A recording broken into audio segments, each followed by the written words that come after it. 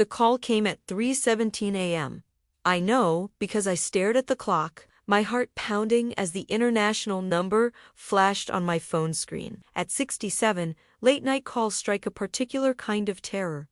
Mrs. Eleanor Mitchell, the voice was heavily accented. This is Dr. Heinrich Müller from Universität Klinikum Frankfurt. Your son, James Mitchell, has been admitted following a severe automobile accident. My mouth went dry. Is he, ... Is he alive? Yes. But his condition is critical. He is currently in a medically induced coma. We had difficulty locating family contacts. His wife, I asked, already reaching for my bedside lamp. Jessica should be with him. A pause. We have been unable to reach Mrs. Mitchell. Your son's colleague who witnessed the accident provided your contact information. I clutched the phone tighter. I'll be on the next flight, I promised, my hand already shaking as I reached for my iPad to book tickets. Mrs. Mitchell, I should warn you the injuries are extensive. He has significant trauma too. I need to be there, I interrupted, unable to bear the clinical description of my son's broken body. I'll be there as soon as humanly possible. After disconnecting, I sat on the edge of my bed, staring at the framed photograph of James on my nightstand, my only child, smiling back at me from his MBA graduation 6 years ago. I hadn't seen him in person for almost 2 years, not since he'd taken the transfer to Frankfurt with Finstar Global Banking. The distance had been painful, but I'd never imagined our reunion would happen like this. My fingers fumbled with the airline website.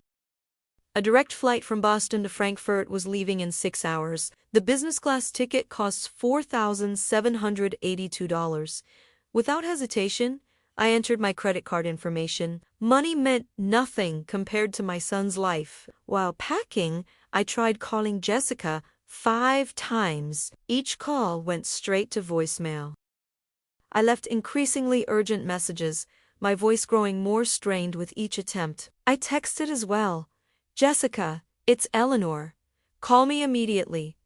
Emergency with James. No response. I called James's colleague, Michael, whose number the hospital had provided. Despite the hour, he answered immediately. Mrs. Mitchell, I'm so sorry, he said, his voice raw. We were coming back from the client dinner. The taxi ... There was a truck that ran a red light. I was on the other side of the car. James took the impact. Thank you for being with him, I managed. Do you know where Jessica is? I can't reach her. Another pause. I think ... She went on a trip this weekend. Some girls get away. I'm not certain. A girl's trip while her husband lay dying. It didn't make sense. I thanked Michael and continued packing, my movements mechanical as I tried to process everything. Before leaving for the airport, I checked Facebook. Something I rarely did at my age. Jessica and I weren't particularly close. She had always kept a polite but firm distance, but we were connected on social media. Her profile showed no recent activity. I checked Instagram next, an app I only had to occasionally see photos of my grandchildren from my niece in California. And there she was, Jessica Mitchell, a new post from 7 hours ago. My daughter-in-law was on a beach, her bronzed skin glistening in the sun, a fruity cocktail in hand. The location tag read Paradise, found Tulum, Mexico. The caption, living my best life. #blessed, #need this break, #no regrets. I stared at the image, uncomprehending. While my son fought for his life in a German hospital, his wife of 5 years was posing for selfies on a Mexican beach. The timestamp told me she had posted this after the accident. Had she been notified and simply ignored it, or was she deliberately avoiding contact? My hands trembled with a mixture of fear for my son and growing anger. I took screenshots of her posts. There were several, all showcasing her carefree vacation. Something told me I might need these later. The taxi arrived to take me to Logan Airport. As I settled into the back seat, I felt every one of my 67 years. The driver, noticing my distress, asked if I was all right. My son? I said simply. He's in critical condition in Germany. The driver nodded solemnly in the rearview mirror. I'll get you there fast as I legally can, ma'am. Throughout the 7-hour flight, I alternated between restless sleep and staring at the moving map on my screen, willing the plane to fly faster. I checked my phone whenever we had Wi-Fi, hoping for news from the hospital or from Jessica. The hospital sent one update: James remained stable but critical. From Jessica, nothing. But her Instagram showed 2 more beach posts, one with a man I didn't recognize placing his hand on her shoulder. When we landed in Frankfurt, I turned on cellular data despite the roaming charges and ordered an Uber directly to Universitas. The hospital loomed, massive and intimidating, as we pulled up. My heart pounded so hard I could feel it in my throat as I approached the information desk, dragging my small suitcase behind me. "I'm Eleanor Mitchell," I told the receptionist. "My son, James Mitchell, was admitted yesterday after a car accident." She checked her computer. "Yes. Intensive care unit, 6th floor. Dr. Muller has been notified of your arrival." The elevator ride felt eternal. When the doors opened on the 6th floor, a tall man in a white coat approached me immediately. "Mrs. Mitchell, I'm Dr. Muller. Thank you for coming so quickly. How is he?" The question came out as barely more than a whisper. "He is still with us," Dr. Muller said, guiding me toward a family consultation room. "But I must be honest with you, his injuries are severe. He has significant brain swelling, which is why we've placed him in the coma. He also has a ruptured spleen, which required emergency surgery for broken ribs, a fractured femur, and multiple lacerations." I sank into a chair, trying to absorb the information. "Will he recover? It is too soon to give guarantees. The next 72 hours are critical for the brain swelling. If it subsides as we hope, we can begin to reduce the sedation and assess neurological function." "I need to see him," I said, standing again. Dr. Muller nodded. "I must prepare you. There is significant facial bruising and swelling, and he is connected to many machines. It can be distressing."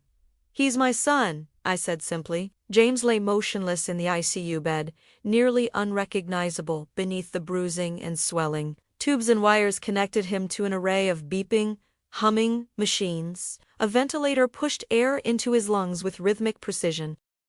His head was partially shaved where they had placed a pressure monitor directly into his skull. I approached slowly, afraid to disturb anything. A nurse nodded encouragingly as I took James's hand, the one without the IV line. His skin felt cool. "James," I whispered, leaning close to his ear. "It's Mom. I'm here now. You're going to be okay." My voice broke on the last word, betraying my uncertainty. I stayed by his bedside for hours, speaking softly, telling him stories from his childhood, reminding him of his strength. Occasionally, a nurse would come to check his vitals or adjust something, but mostly, we were alone. When my phone buzzed, I startled. It was a text from Jessica. "Just heard from Michael."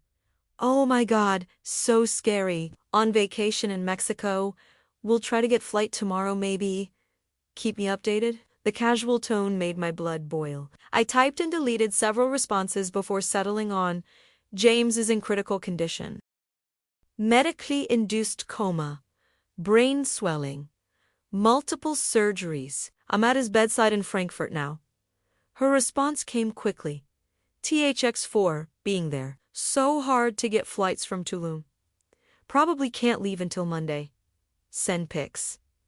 Send pics of my son's broken body, of the machines keeping him alive. I put the phone away without responding, focusing instead on James's face, searching for any sign of response in his features. That evening, exhausted from travel and emotion, I checked into a hotel near the hospital. Before collapsing into bed, I looked at Jessica's Instagram again. New posts had appeared. Jessica at a beachfront restaurant, raising a glass of champagne. Jessica on a yacht. Jessica watching the sunset, all with the same upbeat. None mentioned that her husband was fighting for his life. Something wasn't right. I'd never been particularly close with Jessica. She'd always been polite but distant. And James seemed happy, which was what mattered to me. But But this behavior was beyond cold. It was callous to the point of cruelty. Too tired to puzzle it out further, I set an alarm for early morning and fell into a fitful sleep, dreaming of screeching tires and breaking glass. I returned to the hospital at 7 a.m. The night nurse was just finishing her shift and greeted me with a small smile. There was a slight decrease in the intracranial pressure during the night, she told me. Dr. Muller will discuss it with you when he makes his rounds. Hope flickered faintly. I took up my position beside James. Holding his hand, talking softly, I told him about my flight, about the kind taxi driver, about the hotel room with its view of a small park. I described the sunrise I'd watched while drinking bitter German coffee. I talked about anything except Jessica's Instagram posts or her delayed return. Dr. Muller arrived at 9:30, reviewing James's chart and examining the various monitors. The pressure is indeed decreasing, he confirmed. This is a positive sign, but we must remain cautious. We will continue the sedation for at least another 24 hours. And then, I asked, then we will begin to slowly withdraw the medication and assess his neurological function. Will he be the same? I forced myself to ask the question that had been haunting me. Dr. Muller's expression was kind but honest. Brain injuries are complex, Mrs. Mitchell. Until he wakes, we cannot know the full extent of any damage. But your son is young and was in excellent health. These factors improve his chances significantly. I nodded, clinging to those odds, however uncertain. As Dr. Muller was leaving, I stopped him. His wife is currently in Mexico. She says she can't get a flight until Monday at the earliest. I couldn't keep the edge from my voice. He frowned slightly. I see. Well, you are here, and that is what matters now. Speak to him, Mrs. Mitchell. There is evidence that coma patients can hear loved ones, even if they cannot respond. Throughout the day, I maintained my vigil. Nurses came and went. A physical therapist moved James's limbs to prevent stiffness. I stepped out only briefly for meals, returning as quickly as possible. All the while, my phone remained silent from Jessica.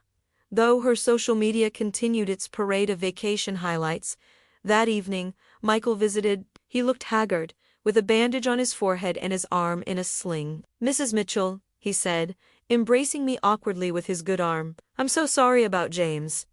Please call me Eleanor, I said.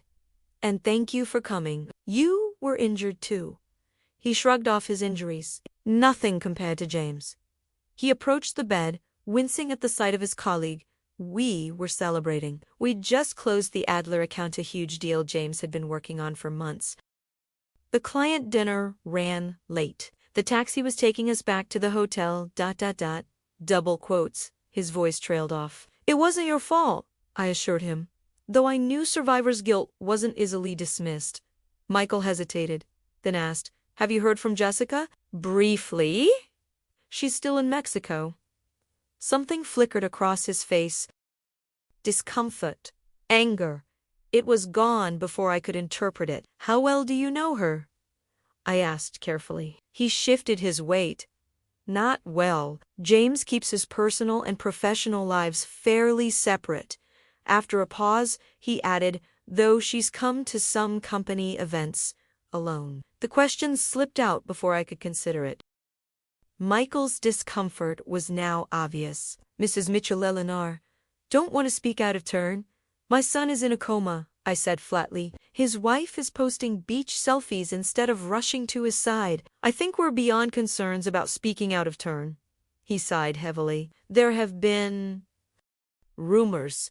Nothing concrete. Just whispers about Jessica being seen with other men when James is traveling, but corporate environments are full of gossip. It could be nothing.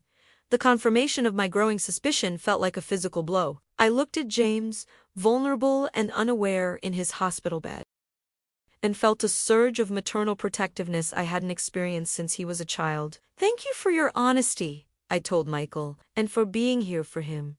After Michael left, I sat with this new information, turning it over in my mind. If Jessica was unfaithful, it would explain her reluctance to rush to James's side. But it didn't explain why she'd married him in the first place, or why she'd stay if she wanted to be with others, unless there was something else keeping her in the marriage, something like money. I knew James was doing well he'd mentioned bonuses and a substantial salary increase with his promotion to the Frankfurt office.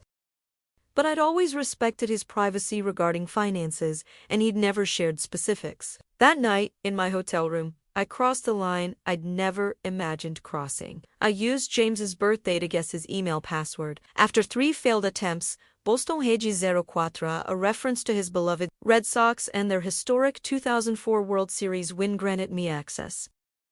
I felt like an intruder in my own son's life as I scanned his emails. Work communications dominated his inbox. Discussions about clients, projects, meetings. I searched for Jessica and found mostly mundane exchanges.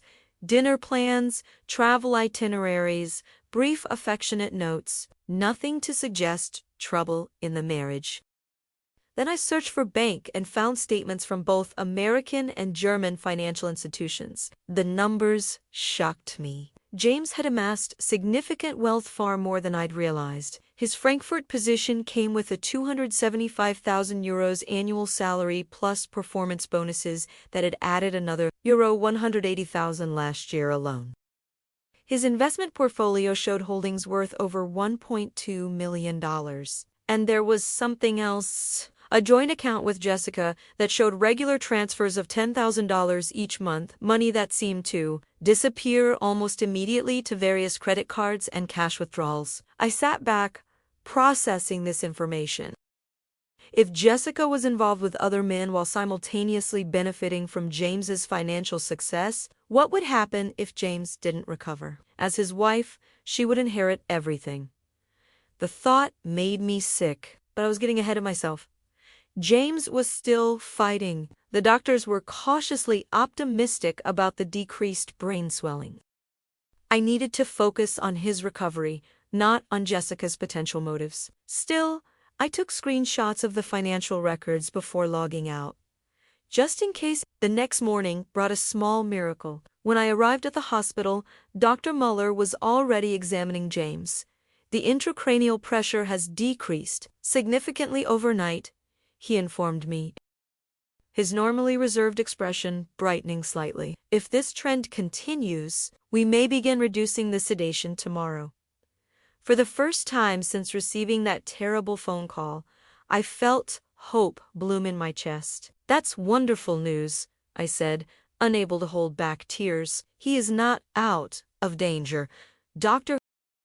Muller cautioned. But this is a very positive development. I spent the day talking to James with renewed energy, telling him how proud I was of him, how strong he was proving to be. I described the cards and messages flooding in from colleagues and friends back home who'd heard about his accident. I promised him that he would recover, that he would return to his life, though I wasn't sure what that life would look like now with what I'd learned about Jessica. She finally called late that afternoon. I stepped into the hallway to take the call, not wanting to discuss her behavior in front of James, even in his unconscious state. Eleanor, how is he? Any change? Her voice was bright, concerned, perfect for the worried wife if I hadn't seen the evidence to the contrary. The doctors are cautiously optimistic, I said, keeping my tone neutral. The brain swelling has decreased. They're considering reducing the sedation tomorrow. That's amazing. I'm so relieved. She paused. I've been trying to get a flight out, but it's so complicated from here. Monday is still the earliest I can manage. Monday was still 2 days away. I bit back my anger and asked, where exactly are you staying in Tulum, in case the hospital needs to reach you directly? A barely perceptible hesitation. Oh, just a little boutique hotel on the beach. Look, the connection here is terrible. Keep me posted, okay? Love you. She hung up before I could respond. I stared at the phone, noting that the call had lasted less than 2 minutes. She hadn't asked about James's injuries or his prognosis. She hadn't requested to speak with his doctors.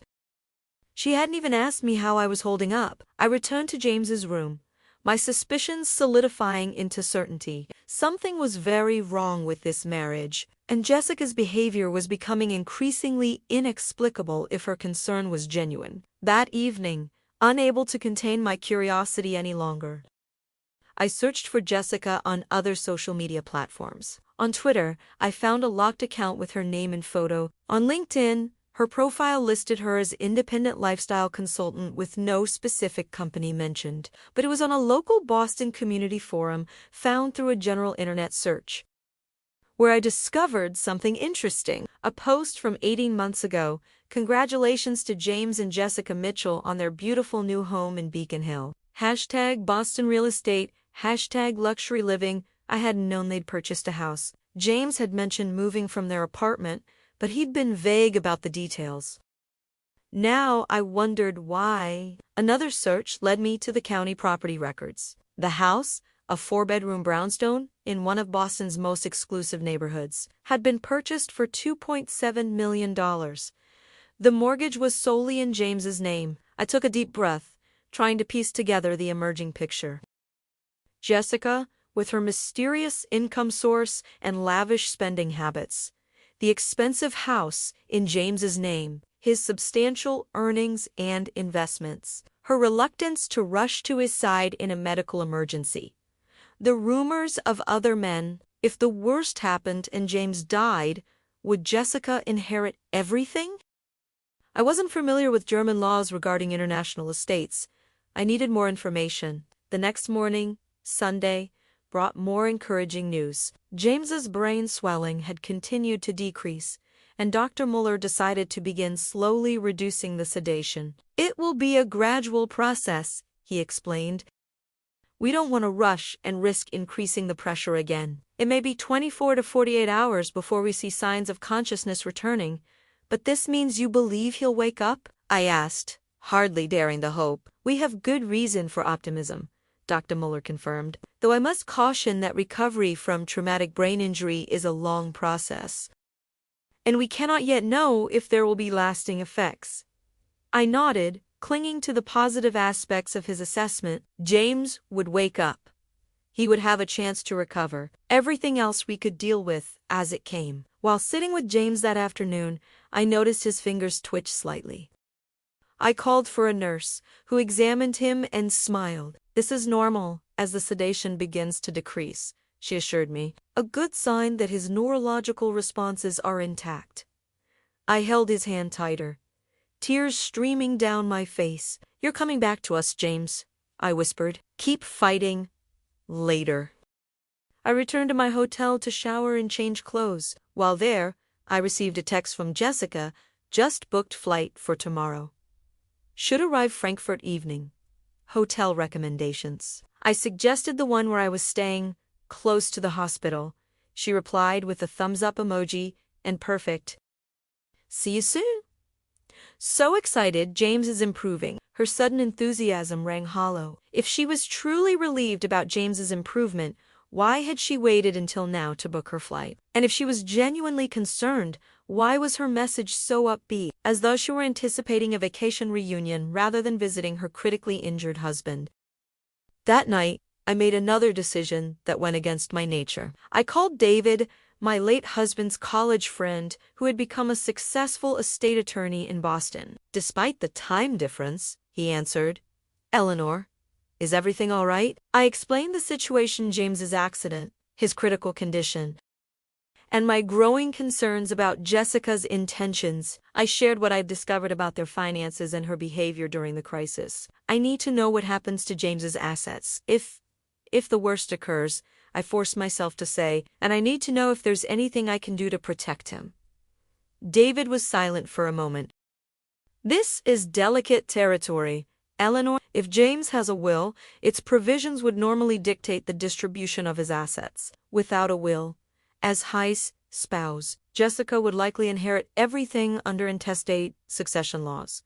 And if he recovers but is incapacitated, then whoever has power of attorney would manage his affairs. Do you know if he's designated anyone? I didn't. Another gap in my knowledge of my son's life. I can look into the specific laws that would apply to a U.S. citizen living in Germany, David offered. But Eleanor, tread carefully. Making accusations against Jessica without concrete evidence could backfire and damage your relationship with James if he recovers. I understand, I said, though my maternal instincts were screaming that something was wrong. Thank you, David. I slept poorly that night, my dreams filled with hospital corridors that stretched endlessly and doors that wouldn't open. Monday morning found me back at James's bedside. The reduction in sedation had continued overnight, and the medical team was now closely monitoring his neurological responses. We're seeing good signs, Dr. Muller told me during his morning rounds. His reflexes are appropriate, and his brain activity patterns are encouraging. Now we wait for him to emerge from the coma naturally. Throughout the day, I noticed small changes. James's eyelids would flutter occasionally. His fingers would twitch in response when I squeezed his hand. Once, I could have sworn he turned slightly toward my voice when I spoke. Each tiny movement felt like a miracle. By evening, Jessica still hadn't arrived. Her flight should have landed hours ago. I texted to ask for an update and received no response. Checking Instagram revealed the reason. New posts showed her still until now with a group of friends at what appeared to be a beach party. My patience snapped. I called her number directly. To my surprise, she answered. "Oh, Eleanor," she said. Music and laughter audible in the background. "I was just about to call you. Where are you?" I demanded. "Your flight should have arrived in Frankfurt hours ago." "There was a problem with my passport," she said smoothly. "So frustrating. I have to get it sorted out before I can travel. Might take another day or two." "Jessica," I said, struggling to keep my voice steady, "while you're partying in Mexico, your husband is fighting for his life. He is beginning to wake up from a coma. Don't you think you should be here?" "Of course I want to be there," she protested. "But what good would it do if I just sit around worrying? I can't exactly help him recover. You could be by his side. You could show that you care." My voice broke with emotion. "That's what marriage means. Look, you're there, aren't you? He's not alone. And I'm dealing with this in my own way. You don't get to judge how I process trauma." The casual dismissal of her responsibilities left me speechless. Before I could respond, she continued, "Anyway, I should go. Poor reception here. Keep me posted on any changes. Okay, bye." She hung up, leaving me staring at my phone in disbelief. This wasn't a woman concerned about her husband. This wasn't even a woman making poor choices in a time of stress. This was calculated indifference. I returned to James's room, my mind racing. Should I tell him about Jessica's behavior when he woke up? Or would the stress of such a revelation hinder his recovery? And what if he already knew about her infidelity and had chosen to stay in the marriage anyway? As I pondered these questions, I noticed James's eyelids fluttering more persistently than before. I pressed the call button for the nurse, who came immediately. "I think he's trying to open his eyes," I said. She checked his vital signs and pupil responses. "His level of consciousness is definitely increasing." "This is a good sign. I'll inform Dr. Muller for the next hour." I watched as James seemed to struggle toward waking. His breathing changed rhythm. His fingers twitched more frequently. Occasionally, his eyelids would part slightly before closing again. Dr. Muller arrived and conducted another examination. "He is emerging from the coma," he confirmed. "This process can take time, hours, or even days. Continue talking to him. Your voice will help orient him." So, I told James about the Red Sox scores I'd been checking for him. I described the view from my hotel window. I mentioned old family stories and reminisced about vacations we'd taken when he was young. What I didn't mention was Jessica. Just after midnight, as I was considering returning to the hotel for a few hours' rest, James's eyes opened fully. They were unfocused at first, darting around the room before settling on my face. "James," I whispered, my heart pounding. "Can you hear me?" His lips moved, but no sound emerged. I offered him a sip of water from the cup the nurse had left, holding the straw to his lips. After a moment, he managed a hoarse whisper. "Mom." Tears sprang to my eyes. "Yes, sweetheart. I'm here." Confusion clouded his features. "Where?" "You're in a hospital in Frankfurt. There was an accident." His eyes widened slightly, a flicker of memory or fear. Then another whispered word. Jessica, the question I'd been dreading. I opted for a simplified truth. She's in Mexico. She knows about your accident and is trying to get here. James closed his eyes briefly, an expression crossing his face that I couldn't interpret. When he opened them again, he seemed more alert. How bad? He asked, glancing down at his body, taking in the casts and bandages. You've been in a coma for 4 days, I explained gently. You had surgery for internal injuries. Your leg is broken, but you're going to recover, James? He nodded slightly, then winced at the movement. Don't try to move too much, I cautioned. I should call the nurse to let them know you're awake.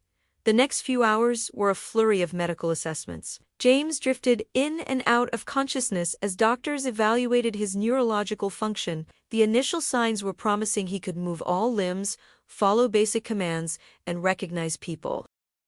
His speech was slurred but comprehensible. Dr. Muller seemed pleased with his responses. We will need to conduct more detailed cognitive testing, he told me while James slept again. But these early signs are very encouraging. The brain is remarkably resilient, especially in younger patients.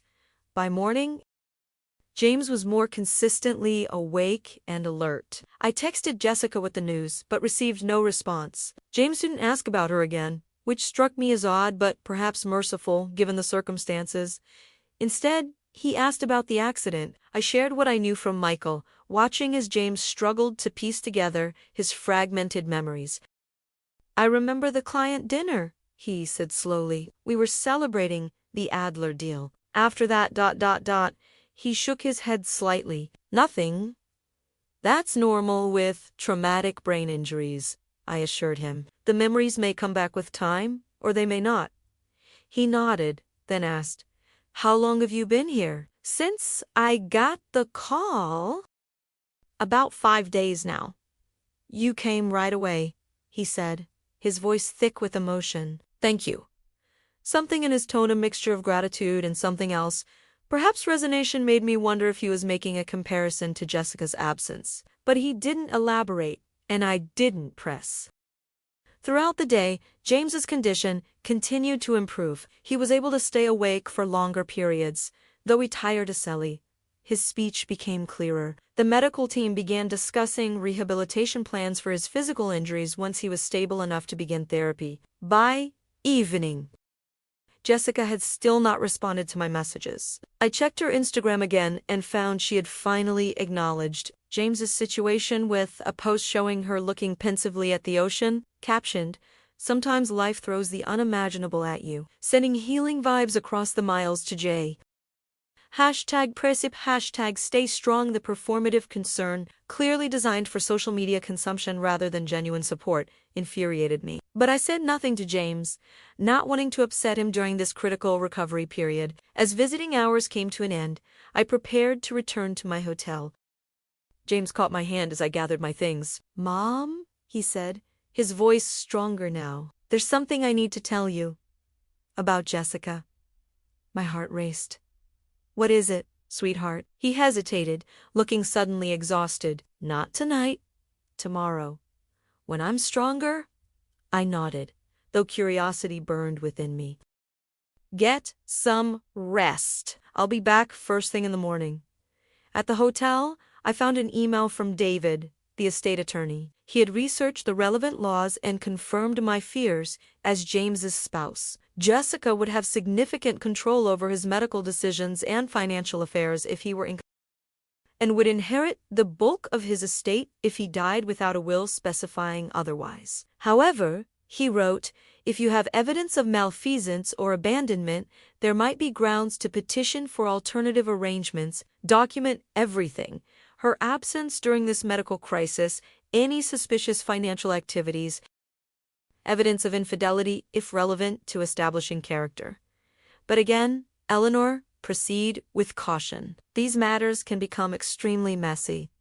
I replied, thanking him and sharing the good news of James's awakening. Then I methodically organized the screenshots and notes I'd collected, Jessica's social media posts during the crisis.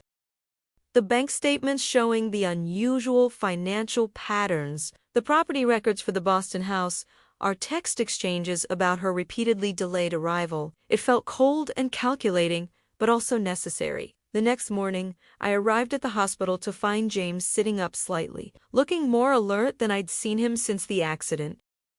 They reduced some of the pain medication, he explained, noticing my surprise. I wanted a clearer head for a conversation. My pulse quickened. About Jessica. He nodded, then took a deep breath. Mom, my marriage has been over for a long time. In every way except legally. What do you mean? I asked.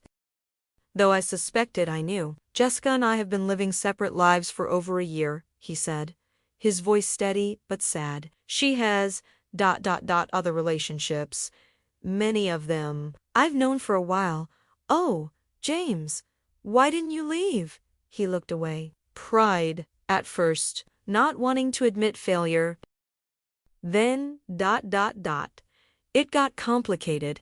He paused. She threatened to make the divorce as messy and public as possible, to tell the bank I had gambling debts, drug problems, anything to damage my reputation, my career. That's blackmail, I said, anger rising. It is. But in international banking, even rumors can be devastating. And she wanted a settlement far beyond what she'd be legally entitled to. Half my assets wasn't enough. She wanted everything, the house, the investments, ongoing support. So you've been paying her to stay in a marriage that isn't real? I said, pieces falling into place. He nodded. The monthly transfers you probably saw if you checked my accounts. He gave me a knowing look. Yes, I figured you might have looked. I would have done the same in your position. I didn't deny it. Why is she doing this? What does she gain by staying married to you if she's with other men? Security? Freedom? The lifestyle my income provides without the commitment of an actual relationship. His voice was bitter now. She gets to live in a multi-million-dollar home, travel whenever she wants, spend without limits, all while pursuing whatever relationships she chooses, and I get to avoid a scandal that could derail my career.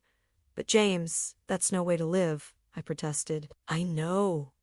I've been working on an exit strategy, documenting her affairs, consulting with attorneys specializing in quietly moving assets she doesn't know about.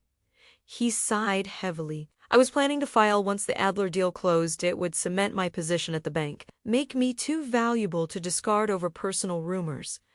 The irony struck us both simultaneously. The celebration dinner for the deal that would have freed him had instead left him fighting for his life. And now? I asked gently. Now everything's changed. He reached for my hand. This accident, ... It's clarified what matters. I'm done living in fear of Jessica's threats. As soon as I'm recovered enough, I'm filing for divorce. Relief washed over me. I'll support you however I can. I know you will. You always have.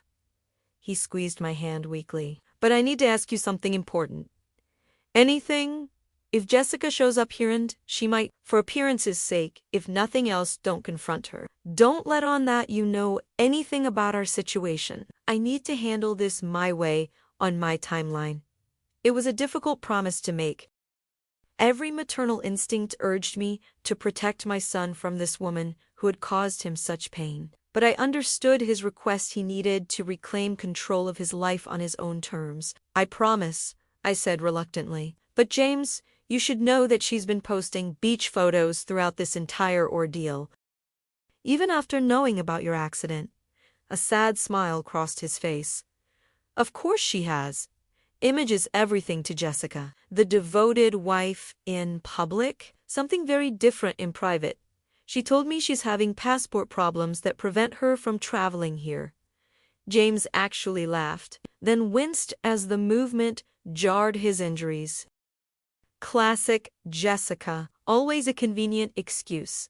Our conversation was interrupted by Dr. Muller's arrival for morning rounds. After examining James and expressing satisfaction with his continued improvement, he delivered news that changed everything. We've received a request from Boston General Hospital for a medical transfer, he informed us. Apparently, Mrs. Mitchell has arranged for you to continue your treatment in the United States once you're stable enough for transport. James and I exchanged alarmed glances. I haven't authorized any transfer, James said firmly. Dr. Muller looked confused. The request came through proper channels, with insurance approval. Your wife indicated you would prefer to recover closer to home. My wife doesn't speak for me, James stated, his voice stronger than I'd heard since his awakening. I want to remain here under your care until I'm well enough to travel on my own terms. Dr. Muller nodded. Of course. You are the patient. And this is your decision. I will notify the administrative office after High left. James turned to me, his expression grim. She's making her move. If I were transferred back to Boston while still seriously injured, she'd have much more control over my career and my finances. But why now? She's ignored the situation for days. She probably realized I'm actually going to recover, James said grimly, with me, conscious and capable of making my own decisions. Her window of opportunity is closing. As if on cue, my phone buzzed with a text from Jessica. Amazing news about James. Decided to fly straight to Boston to get everything ready at home for his transfer. See you both there soon. Hospital making all arrangements. I showed James the message, and his face darkened. She's trying to take control of the narrative, make it look like she's being helpful while actually serving her own interests. What do we do? James thought for a moment. Call Mikhail. Ask him to contact the bank's legal department. As a German-based company, they'll have attorneys here who can help ensure that no medical decisions are made without my explicit consent. I made the call immediately. Michael, clearly relieved to hear of James's improvement, promised to reach out to the legal team right away. And Mom, James added, I need to make some changes while I'm thinking clearly. Legal changes? Like what? Like granting you medical power of attorney instead of Jessica, and modifying my financial arrangements to protect my assets. He looked at me intently. Will you help me? Of course, I assured him. Whatever you need.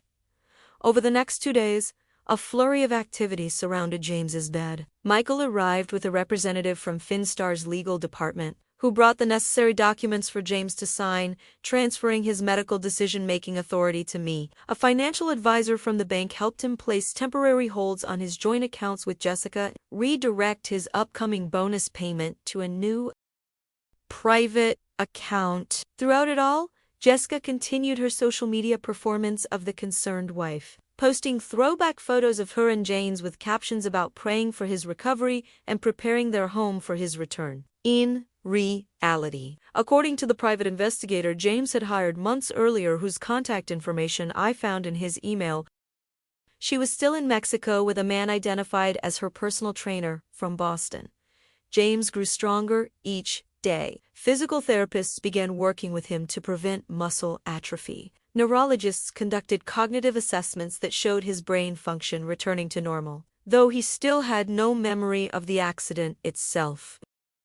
His broken bones would take months to heal fully, but his internal injuries were stable. A week after James awoke from the coma, Jessica finally appeared at the hospital, arriving with an entourage of designer luggage and wearing full makeup and a carefully selected outfit that managed to suggest both casual travel and devoted wifely concern. I was sitting beside James's bed when she swept in. James, oh my God, look at you, she exclaimed, rushing to his side but stopping short of actually touching him. I've been absolutely frantic.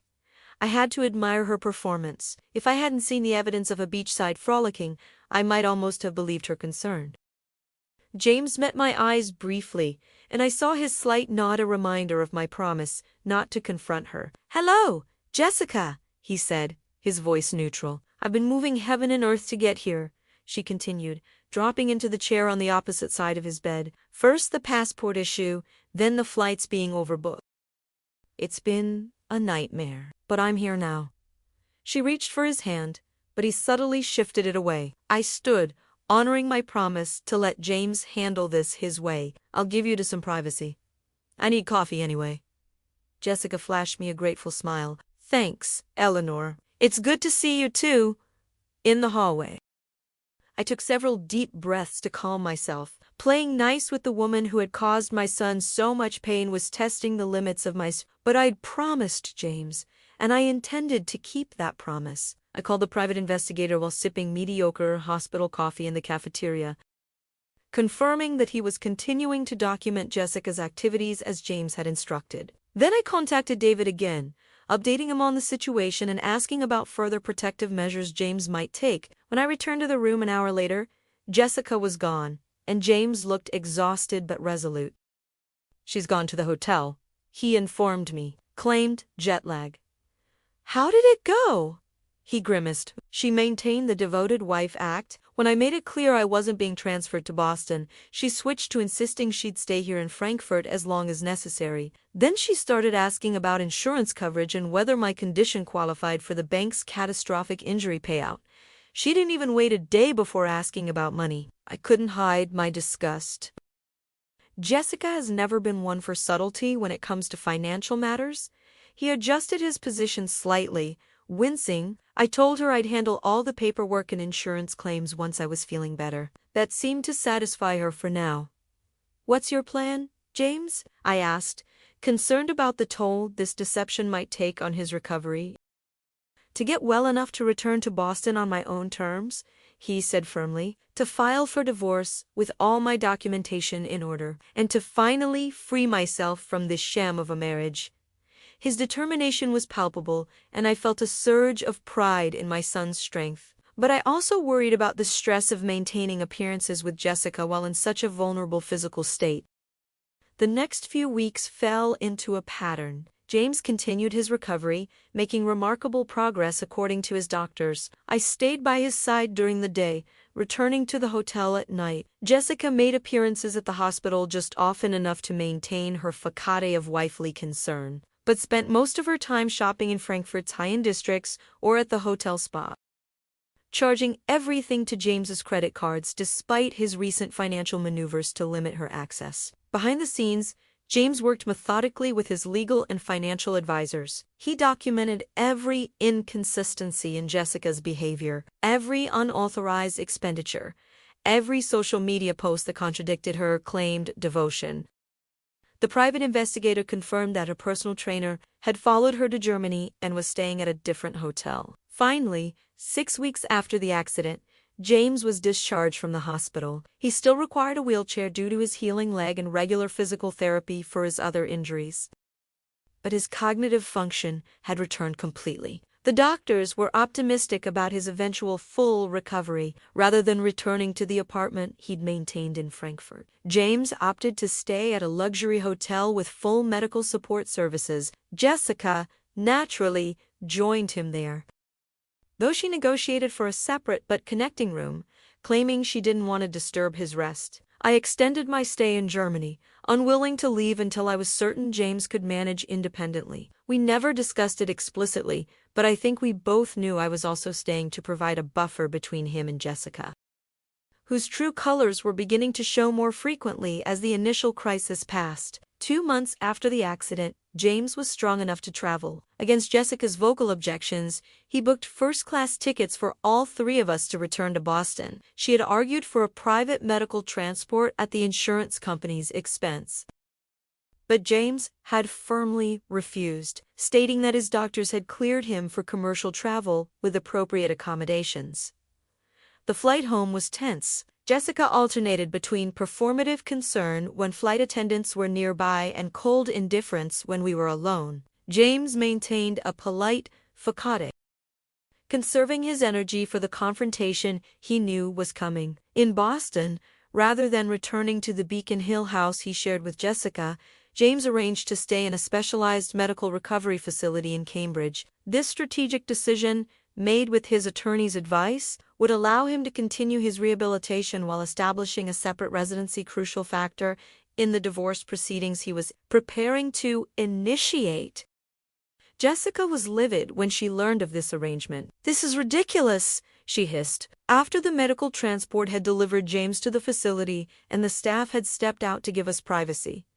"You're my husband. You should be recovering at home, where I can take care of you." "We both know that's not what would happen, Jessica," James replied calmly. This facility offers professional care that I need. Is this about money?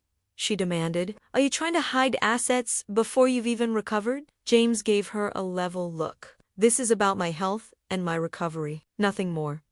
Her expression shifted, becoming calculating. People will talk, what kind of wife lets her injured husband stay in a facility instead of bringing him home? Feel free to tell anyone who asks that this was my decision made on medical advice, James responded. You can even play the devoted wife who visits daily if you want. I won't contradict you publicly. The emphasis on that last word was subtle but unmistakable. Jessica's eyes narrowed. What exactly are you implying, James? I'm not implying anything. I'm telling you that I need space to recover, and this facility provides that. His tone was final. Jessica left shortly afterward, clearly fuming but unwilling to make a scene where staff might witness it. Once she was gone, James visibly relaxed. That went about as expected. He commented. Are you sure you want to stay here? I asked, looking around at the admittedly well-appointed but still institutional setting. You could come stay with me. My guest room is small, but James shook his head. This is strategic, Mom. My attorney advised establishing a separate residence as soon as possible. Besides, the rehabilitation facilities here are exactly what I need right now. I nodded, understanding his reasoning, even as my maternal instincts protested. I'll visit every day, I promised. I'm counting on it, he smiled. And Mom? Thank you for everything, for coming immediately when I needed you, for staying all these weeks, for not confronting Jessica despite how much I know you wanted to. Tears pricked my eyes. You never have to thank me for being your mother. James. Over the next month, James continued his physical recovery while quietly preparing for the legal battle ahead. Jessica made sporadic appearances at the facility, always when other visitors were present, creating a public record of her supposed devotion. Meanwhile, the private investigator documented her returning to her previous life's restaurant dinners with different male companions, nightclub outings, weekend trips to New York and Miami. Finally, for months after the accident that had nearly claimed his life, James was ready. His legal team had prepared comprehensive documentation of Jessica's infidelity, financial exploitation, and abandonment during his medical crisis. His finances had been secured as much as possible. He had recovered enough physical strength to face what would undoubtedly be a stressful process. On a crisp autumn morning, Jessica received formal notice of divorce proceedings while James checked out of the rehabilitation facility and moved into a new apartment in a secure building in Back Bay. Her reaction was swift and furious. She called James repeatedly, leaving increasingly threatening voicemails. When he didn't respond, she appeared at his building, only to be turned away by security. Finally, she sent a text. You'll regret this. No one walks away from me with anything. But James had anticipated her reaction. When her attorney contacted his with outrageous demands, a house, half his bank accounts, ongoing alimony equivalent to his full salary, James's legal team responded with their own evidence. The documented affairs, the abandoned husband in a German hospital, the social media posts directly contradicting her claims of devoted care, the financial records showing her extravagant spending of his money while he lay unconscious. Faced with this mountain of evidence, Jessica's position crumbled. Her own attorney advised her to settle quickly or risk receiving nothing at all. In the end, she accepted a settlement far smaller than she had hoped for, enough to maintain her for a year or two if she lived modestly, which we all knew she wouldn't. The divorce was finalized 6 months later. James had recovered enough to return to work, though he continued physical therapy for his more serious injuries. Finstar had held his position, impressed by his determination and rapid recovery. The Adler deal he'd closed before the accident had indeed proved as significant as anticipated, cementing his value to the company. On the day the divorce became final, James invited me to dinner at his new apartment. He was moving well now, with just a slight limp, and had regained most of the weight he'd lost during his hospitalization. To new beginnings, he toasted, raising a glass of champagne. And 2 second chances, I added, clinking my glass against his. We ate the meal I'd prepared, his childhood favorite, lasagna with garlic bread, and talked about everything except Jessica. It was only when we moved to the living room with coffee that James broached the subject. I saw her Instagram today, he said. She's in the Maldives with some tech entrepreneur. Already, the ink on your divorce papers is barely dry. He shrugged. That's Jessica, always looking for the next opportunity. Does it bother you? I asked carefully. Honestly, no, he smiled, and it reached his eyes something I hadn't seen in far too long. I feel free, like I've been given a second chance. Not just at life after the accident, but at life itself. I reached over and squeezed his hand. I'm so proud of you, James, for your strength through all of this. I couldn't have done it without you, he said seriously. You dropped everything to be by my side when I needed you most. You gave me the strength to finally end a situation that was destroying me slowly. That's what mothers do, I said simply. No, not all mothers, he corrected gently. I was lucky. I am lucky. We sat in comfortable silence for a moment, both reflecting on the journey of the past 10 months. So what now? I finally asked, what does this second chance look like for you? James smiled again, that genuine smile that warmed my heart. I'm not entirely sure yet. Work is good. My health continues to improve. I'm thinking about getting a dog. He laughed. Simple things, normal things, after the drama of the past few years. Normal sounds pretty wonderful. Normal is underrated, I agreed. What about you? He asked. You put your life on hold for months to help me. I'm just happy to have you back, I said truthfully, though I am looking forward to that river cruise in Europe I had to cancel. Maybe next spring? Why wait? I have accumulated vacation time. We could go together this summer, if you'd want company. The suggestion touched me deeply. I'd love that.